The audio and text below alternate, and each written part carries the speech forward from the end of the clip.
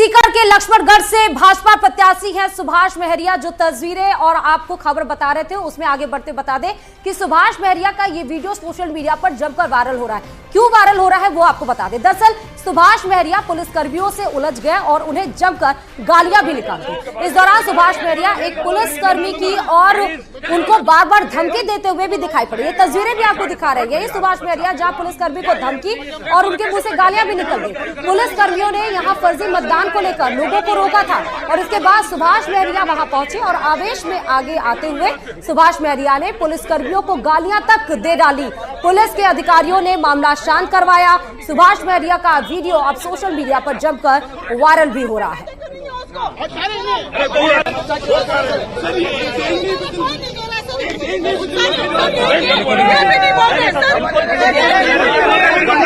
तो सुभाष महरिया की ये तस्वीरें बहुत ज्यादा अहम हो जाती है। फर्जी मतदान को लेकर पुलिसकर्मी वहां पर रोकने की कोशिश की, लेकिन आवेश में आके सुभाष महरिया आगे आ गया। उसके बाद पुलिसकर्मी को ही धमकाने लगे। ये तस्वीरें भी आप तक पहुंचा रहे हैं। यही सुभाष महरिया है जो आपको पर्पल जैकेट में दिखाई दे रहे हैं और पुलिस अधिकारी से ही झड़प करने लगे।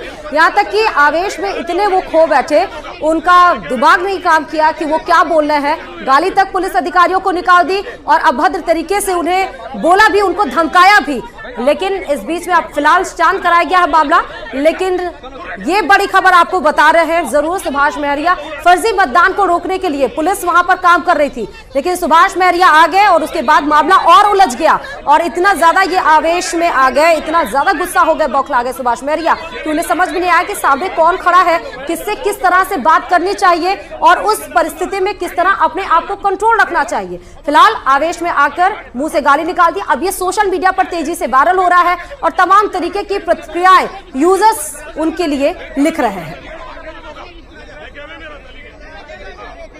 तो सीकर से ये खबर आप तक पहुंचा रहे हैं। बीजेपी प्रत्याशी है सुभाष महरिया, पुलिस से उलझे हुए हैं और यहां तक कि पुलिस को ना सिर्फ धमकाया गया सुभाष महरिया की तरफ से, बल्कि उनके लिए गालियां भी दी गई।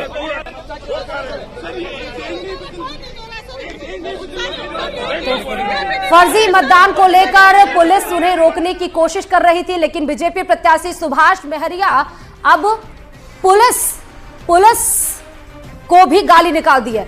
अब सीधे और अब आपको बता दें कि जो महासंग्राम 2023 की मेगा कवरेज आप तक पहुंचा रहा है 199 सीटों पर लगातार महा कवरेज आपको दिखा रहा है न्यूज 18 राजस्थान। और सीधे अब हमारी सहयोगी आयुषी भी जुड़ी हुई है, उनकी तरफ रुख करते हुए जानेंगे कि क्या कुछ आंकड़े अभी तक रहे हुए हैं। जब 2 बज चुके हैं, वोटिंग कास्ट परसेंटेज क्या कुछ रहा है आयुषी?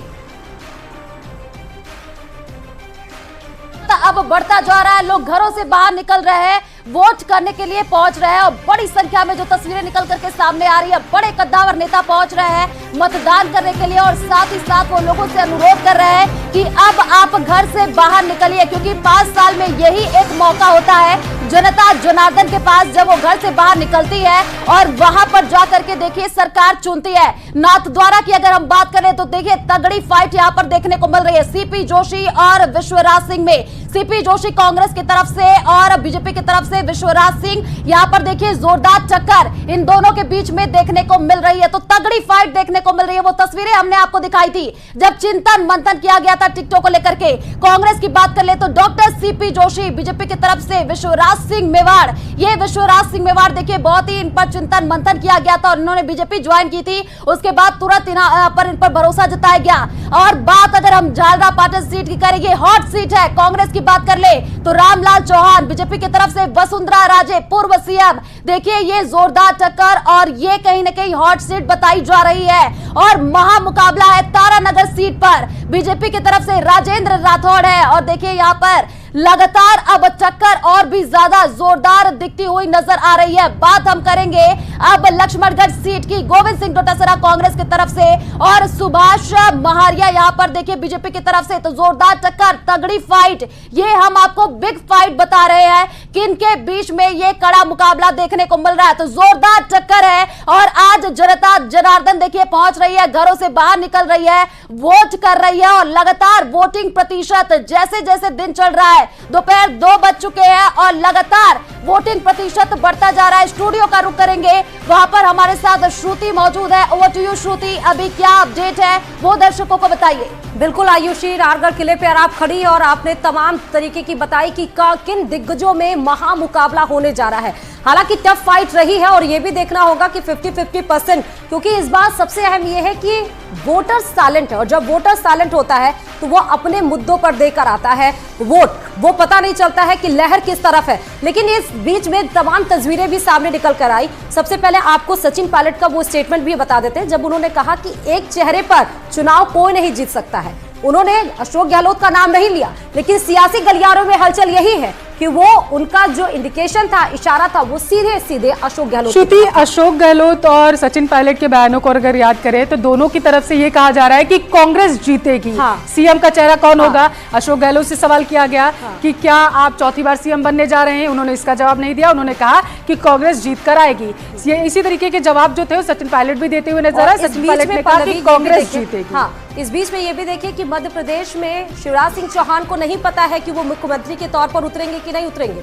उसी तरह राजस्थान में भी नहीं पता है। मध्य प्रदेश में आपको टोकना चाहूंगी, मध्य प्रदेश में बीजेपी ने क्लियर कर दिया है कि शिवराज सिंह चौहान के चेहरे पर ही वो चुनावी रण में उतरे हुए हैं और उन्हीं का चेहरा जो होगा वो आगे रखा जाएगा। उन्हीं के चेहरे पर वो चुनाव लड़ने के लिए उतरे थे जब वहां पे इलेक्शन थे। उसके बाद अभी तो खैर 3 दिसंबर को नतीजे आएंगे, वो आगे पता चलेगा। हालांकि अगर राजस्थान की बात करें तो राजस्थान में बीजेपी पीएम मोदी के चेहरे पर उतरी हुई है, जिस पर कांग्रेस हमलावर है। कांग्रेस की तरफ से कहा जा रहा है कि बीजेपी राजस्थान में बीजेपी पीएम मोदी के चेहरे पर भी नहीं उतरी हुई है। राजस्थान में बीजेपी कमल के फूल पे उतरी हुई है। उन्होंने सिंपल कह दिया है